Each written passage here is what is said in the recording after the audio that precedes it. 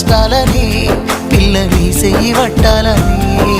నల్లని సీకట్లో ఒకదాన్నే కూసున్న దిక్కులేని పచ్చినయ్యి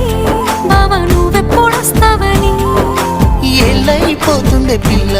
ఎన్నెలొచ్చింది మన బతుకులా ఏలైపోతుంది పిల్ల ఏలు వట్టంగా వస్తున్నాయా ఇన్నాళ్ళ ఎడబాటు ఎడవాసిపోతుందిలే